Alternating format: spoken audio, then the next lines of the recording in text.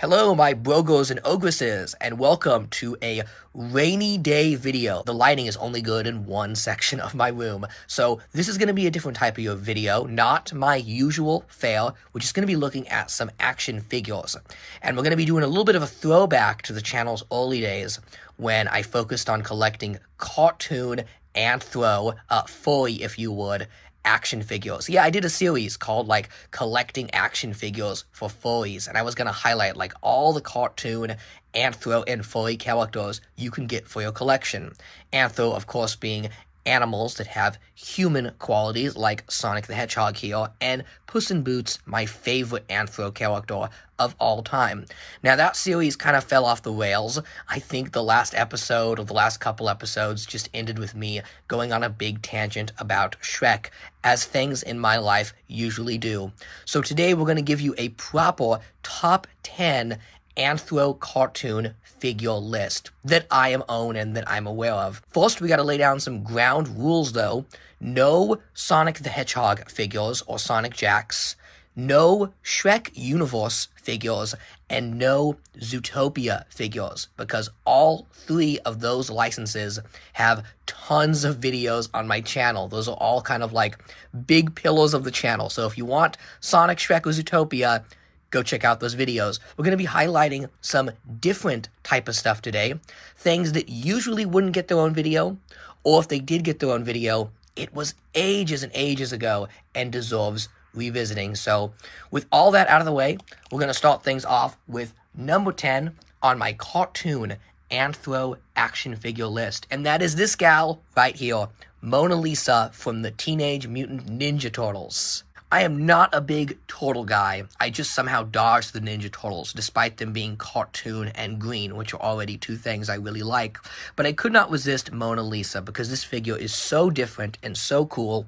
There was a classic Mona Lisa figure back in the 90s, but because she's become very collectible, this NECA figure was my best option. And even this figure now has become quite desirable, because look how cool she is. She's so great. She's not really a turtle. She's more of like a salamander or a lizard. And to me, she kind of looks most like a Koopa from the Mario Brothers. Maybe it's that pink scarf or the face shape, but like, as somebody that grew up with like Paper Mario and the 1,000-Year-Old Door, I'm reminded of the female Koopa designs. Now you can see I've got her alternate head here where she's all angry, but you can just pop that off and pop on the bright happy head, and she looks very show accurate. It looks just like the classic animation cells. You know, this character, not featured in a lot of stuff, very forgotten, but from what I gather, she ended up being a bigger character in the Nickelodeon show. But as she is, you know, I rate toys as toys, and often I don't even have to know or even like the media they come from. To me, it's just, does this succeed as a toy? And sculpt-wise, this is a 10. She looks amazing. Her design is just adorable. I actually like her with the angry head, because I think with the closed fist, like, she's just got a bit of an attitude. Like, she's just gonna, I don't know, teach those turtles a lesson. Stop eating pizza and get to work. Like, she just means business. A total girl boss. My only gripe with this figure, it's by NECA, and like pretty much everything by NECA, it feels very brittle. Now the arms, despite looking very thin, they actually move very well. It's the legs and the thighs. These things just, when I move them, like the pins here, they feel like they're just gonna snap into a million pieces. Also, her tail is huge, but it's just shy of being long enough to be a stand that holds the figure up. She cannot stand fully upright with this tail. You can kind of lean her a bit, and you know, she has a little bit of a hunch because of that. I wish they had made it a bit bigger, but all in all, a pretty solid figure of a forgotten character. I love it when obscure cartoon characters get cool action figures. Okay, moving on to number 9. We have Dire from Fortnite. This is probably the most realistic looking figure we're going to get to in this video. This one was from like what? Ages ago. So many battle passes ago. This was a skin I missed out on, and I think pretty much all of the Anthro and furry folk alike wish they had gotten it. But if you can't get the skin, you can get the next best thing. This awesome action figure from the Fortnite 3 3/4 action figure line. Now, this guy was also made in the 6 to 7 inch scale by McFarlane Toys. I don't have that one. It's definitely a lot tougher to find. But as for this guy, he's pretty cool. What I like about this figure is that he's so generic. He's just like a basic wolf, a big buff wolf, and you can kind of customize this into anything you want. I've contemplated painting this guy up and making him into a figure of Death from Puss in Boots, which I may still do. Problem with that is that he doesn't scale well with the Puss in Boots action figure, so if Fortnite ever comes back to 6 inch, I really want to see this guy get a proper 6 inch upgrade. I think that would be a gift to customizers and furry fans everywhere. But as he is still cool. He doesn't have a tail, which I think is weird, but other than that, he is solid. Okay, moving on to our next one on the list. That would be this guy right here. So who the heck is this? I had to ask myself the same thing. I found this guy at a flea market, and I thought he was a Ninja Turtle figure. I'm like, oh, that's a different looking Ninja Turtle figure, so I'll add him in. And I like him because he's kind of a scaly folk, and you don't see a lot of scaly figures that aren't like big Godzilla monsters. Turns out this guy's named Galileo, and he's from some cartoon by the people that did Miraculous Ladybug, I'll throw it up here on the screen, that did not take off.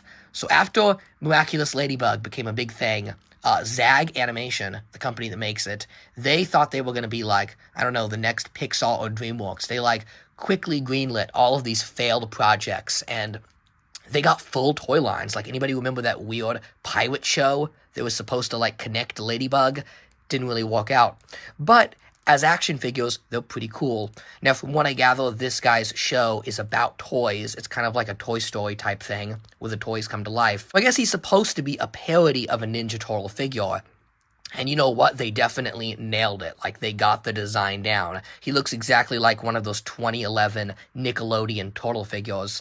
And if you're looking for just a cool lizard guy to round out your collection and add a bit of variety and a bit of color, this guy is cool. And he's uber articulated. I love the amount of movement you get on this dude. Look at those double hinges. Like, for a value-priced kids figure, it's pretty damn good. It's pretty damn good. Okay, next up is Lola Bunny from the Space Jam 2 New Legacy, I think it was called, the one nobody liked. To quote the great Miguel and Tulio from Road to El Dorado, both is good. Now, as an action figure, the new one is a little better. It's just that the classic Lola was like stuck in that 90s period where everything was posed and exaggerated. Like, all the 90s figures have wide stances and they're doing something. In this case, she's like dribbling a basketball. And as you can see, I've lost the basketball and the figure looks pretty atrocious without it. Like, what is she doing? She's just like, I don't even know, man.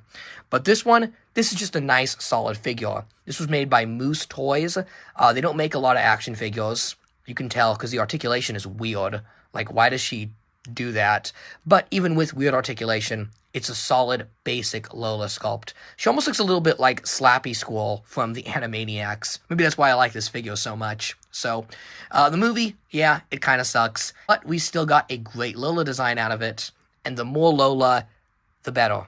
Am I right? Okay, what Lola do you prefer? And will we ever get like a fully articulated modern Lola figure? I hope so. Because, like, basketball is a sport with a lot of movement, and I feel like we need, like, a 6-inch Lola figure with, like, lots of articulation. You know, last year we actually did get a fully articulated 6-inch Lola Bunny, but she's dressed as a Harry Potter student. Go figure. What am I supposed to do with that? Okay, next up is this lady right here, another very obscure animated character. This is Katrina from He-Man and the Masters of the Universe. So it's a Motu figure, and she only appears in one episode. And this isn't part of, like, the Motu Classics or Origins line. This was part of the very short-lived Super 7 Filmation Ghostbusters line. Yeah, that's right. I actually put a Super 7 figure on this list, a company that I am not a huge fan of. But you know what? They did a good job with this one. What the heck happened with Super 7 and those 6-inch figures? Because this was one of the first they ever did, and this figure is just phenomenal. Look at the coloring, look at the head sculpt, how much it looks like the cartoon. It's crazy. Such a nice figure for a character that gets like, what, 10 minutes of screen time? But she's got that awesome 80s cat girl design. She reminds me a lot of like Rock and Roll and Imres from Star Trek. Those classic like 80s Anthro looks. And like, I'm still holding out hope, but I don't think we're ever going to get those Rock and Roll figures. I'm sorry. So until then, this figure, Katrina, is going to have to satisfy my hunger for 80s cat babes. And she's ultra articulated. The joints feel nice and sturdy.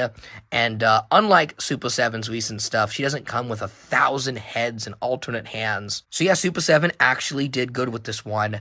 Go figure. Action figure, that is. All right, Katrina, off you go to save Eternia.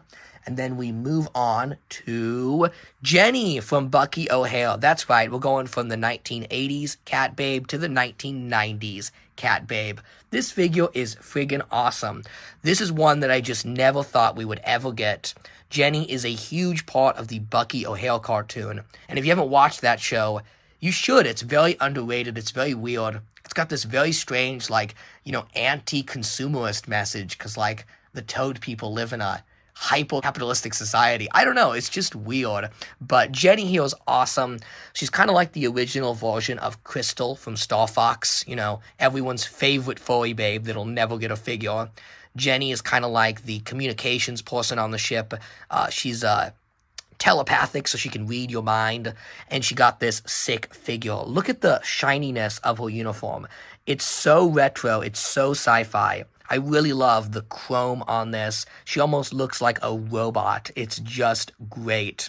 And then her tail is an A+.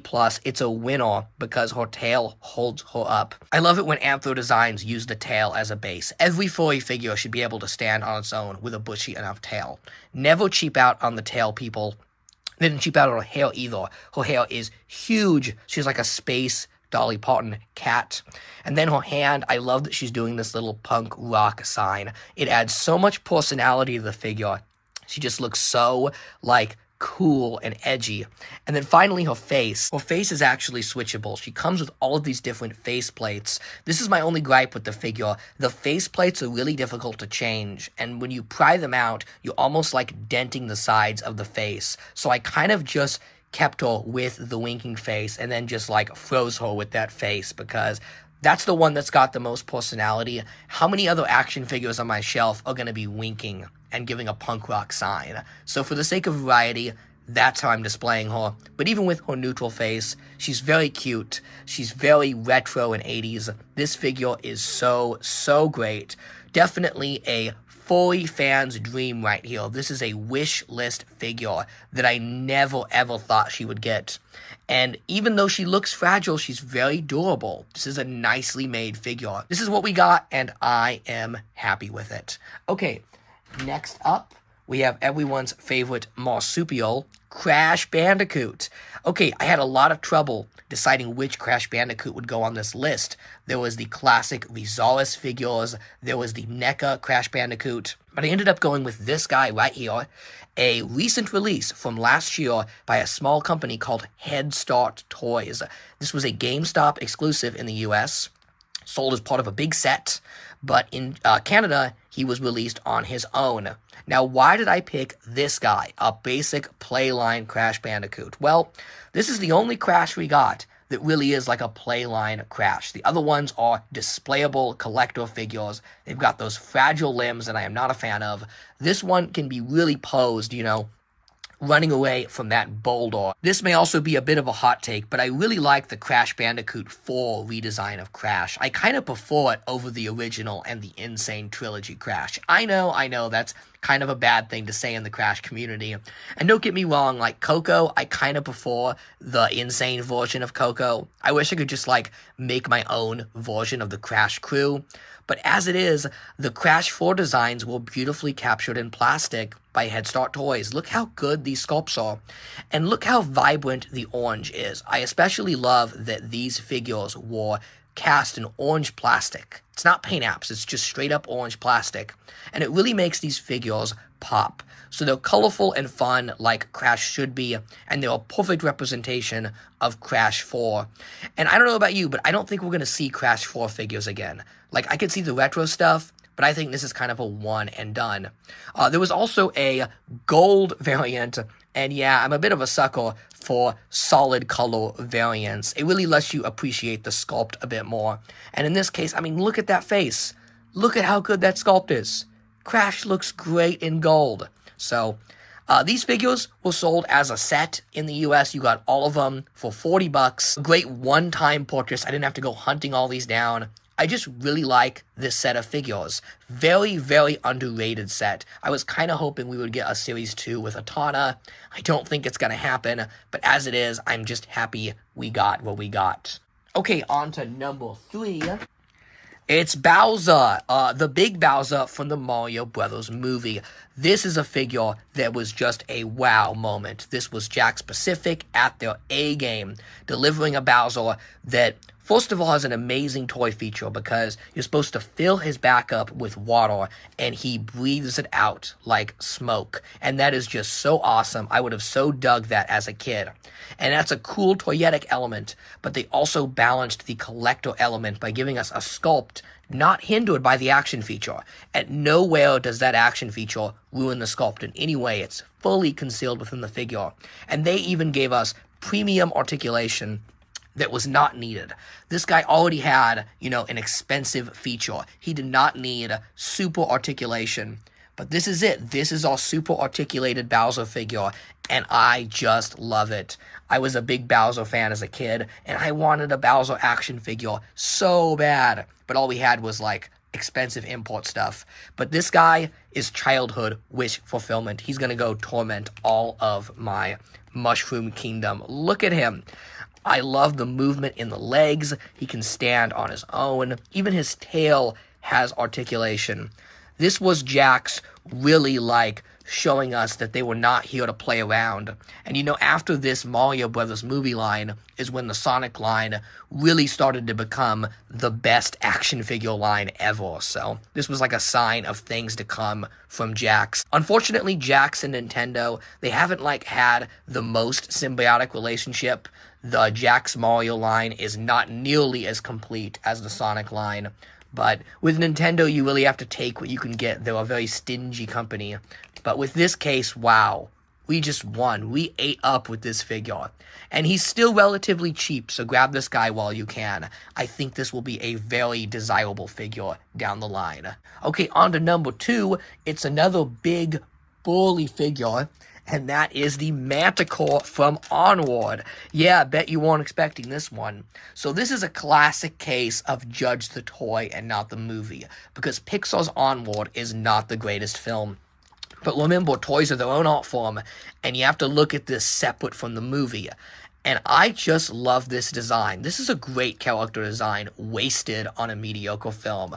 I love this kind of big, buff, tough Manticore lady. She's so great. She's so kind of Shrek-like. I could totally see this character hanging out with the poison apple with Puss in Boots and having a couple of pints of the leche, right? But as an action figure, she just comes to life. First of all, it's a big figure. This is a plus-size character, and they did not cheap out on the plastic. I approve of that. She's even got her wings and her big Manticore tail. Look at that. Look at that Manticore tail. How cool is that? And all of this in a playline figure. Articulation is everything you would want. You get lots of swivels, lots of hinges. It's seriously impressive for a figure that could have been more limited given the size of the figure. So she's cool, she's big, she's super articulated, and yes, paint apps are light, there's no detail in the short, but the colors are so bright. Again, the difference it makes when you cast plastic in the correct color as opposed to bad paint apps. It really brings the figure to life. And it looks like the paint app budget went on all those tattoos. I mean, we got 4 there, 6 there, 5. Yeah, 9 tattoos on this figure. How amazing is that? This is you spare no expense like John Hammond would say. And unfortunately, this figure is like an unsung hero, because nobody likes this movie, it would seem. Nobody bought the toys, so this figure has, like, just kind of rotted away at discount retailers. And it kind of breaks my heart, because some toy designer out there put their heart and soul into this figure and brought this character to life. It's so funny to me that, like, the Manticore from Onward has one of the best modern cartoon action figures. And, like, Shrek, you know, Shrek doesn't have, like, a 6-inch modern figure. How weird is that? But you never know what movies are going to take off, and Disney, Pixar, and Mattel, they bet big on this film, and it did not pay off. But hey, we got a cool gal, and she can join my far, far away Shrek figures any day for a pint or two. Okay, before we go to my number one, we have to have some honorable mentions. Janine Garofalo, the kangaroo from Titan AE. I picked this figure solely because she's one of my childhood crushes, and I cannot believe she had an action figure. I didn't even know this existed. I didn't have it as a kid, but here she is. Unfortunately, it's got those 90s elements I mentioned earlier, where she's pre-posed. She's supposed to, like, hold a rifle in her hands, and there really isn't a lot she can do other than that. But the head sculpt's good, so there's that at least. God, could you imagine if, like, NECA did Titan AE? Maybe I shouldn't be glad, because, like, the joints would be so fragile, her big kangaroo hips would, like, snap right off, and that would break my heart. Okay, another honorable mention, Princess Kneesaa from the Ewoks cartoon. I love the vintage Ewoks show so much. It is such an underrated part of the Star Wars canon. And I love Ewoks. They're like evil killer space teddy bears. What is there not to love about these furry creatures? Unfortunately, Princess Kneesaa here, who is the lead of the cartoon, she's the main character, she is disqualified from our list because they did not make her as a cartoon. They made her as a realistic Ewok that would appear in Return of the Jedi. Why did they do this? Why doesn't she look like the source material? It will bother me. And then we have Chip, who's only an honorable mention because Gadget is my number one pick. Yes, the Rescue Rangers are my number one. You can kind of imagine Dale here, but I don't have him because he's rare and expensive. These figures came out by Funko about 10 years ago, and they are some of Funko's best. Now, for whatever reason, Chip came out, did not sell, sat on store shelves forever, and Gadget and Dale were like Canadian-only exclusives. So you Canadians got this awesome figure, and I had to pay a lot of money for her. I don't want to talk about it, but it was totally worth it because she's adorable. This is a 10 sculpt-wise. Look at that head. That looks so much like Gadget. I can hear Tress MacNeille's voice in my head when I look at it. Golly, like, it is just that good. She also functions perfectly as an action figure. She comes with this big wrench accessory, which fits in her hands. Look at that, an accessory that fits in a figure with no problems. Also, you know, Gadget's the type of character that likes to sit in machines. Well, her legs swivel and bend. And yeah, she's got a big tail, but if you find a ship that's big enough, she can fit in or just kind of sit in a chair in her workshop. So she's got the articulation, she's got the sculpt, the paint is pretty good. I wish this figure was cheaper so I could buy more of them, because I would just build a Gadget army.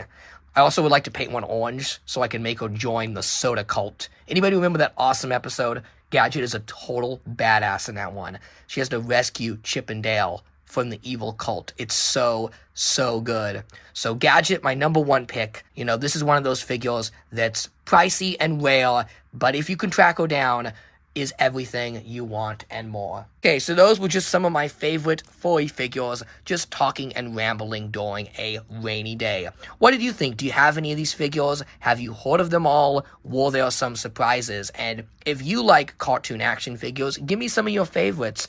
Furry or non-furry, what are your favorite cartoon action figures? And who would you love to see? Because I feel like cartoons just do not get enough cool action figures. You know, like comic books, wrestling, get their action figures, cartoons, we just get a lot of, like, pre-posed statues and stuff, but I like moving my figures. I like articulation, action poses, you know?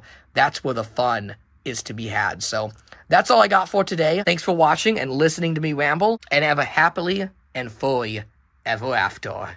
What are you doing in my swamp?